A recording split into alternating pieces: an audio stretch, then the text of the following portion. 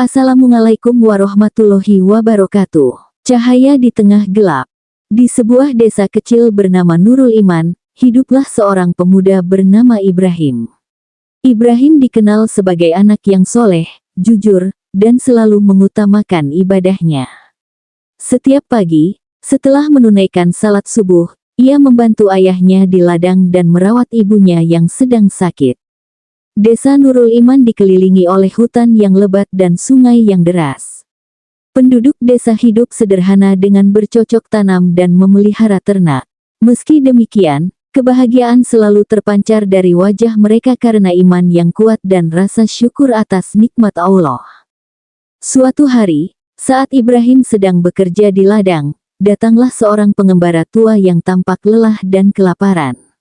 Ibrahim segera menyambutnya dengan ramah dan membawanya ke rumah untuk diberi makanan dan minuman. Setelah beristirahat, pengembara itu menceritakan kisahnya bahwa ia sedang mencari cahaya iman di tengah kegelapan dunia. Ibrahim yang penasaran bertanya, "Apa yang Tuan maksud dengan cahaya iman di tengah kegelapan dunia?" Pengembara itu tersenyum dan berkata, "Cahaya iman adalah keyakinan yang teguh kepada Allah, kebaikan hati, dan keikhlasan dalam beramal.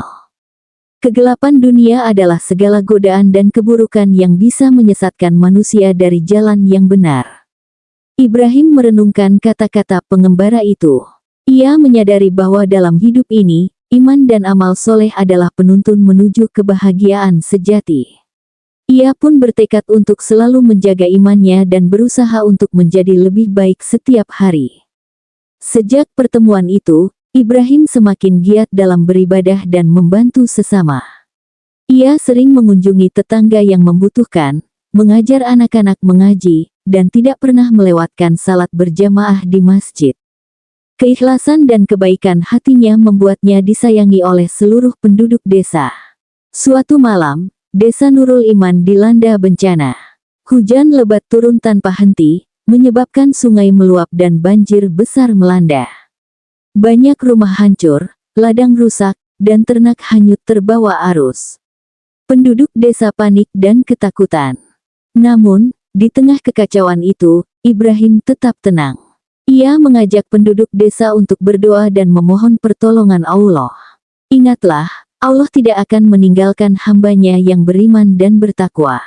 Kita harus bersabar dan terus berdoa, katanya dengan penuh keyakinan. Dengan bantuan Ibrahim, penduduk desa bekerja sama untuk menyelamatkan diri dan harta benda mereka. Setelah banjir surut, mereka bergotong royong membangun kembali rumah-rumah yang rusak dan membersihkan desa. Ibrahim juga mengumpulkan sumbangan dari desa-desa tetangga untuk membantu mereka yang kehilangan segalanya. Kebaikan Ibrahim tidak hanya berhenti di situ. Ia juga mengusulkan pembangunan bendungan kecil untuk mencegah banjir di masa depan dan mengadakan pelatihan untuk menghadapi bencana. Penduduk desa sangat berterima kasih atas segala usaha dan kepemimpinannya.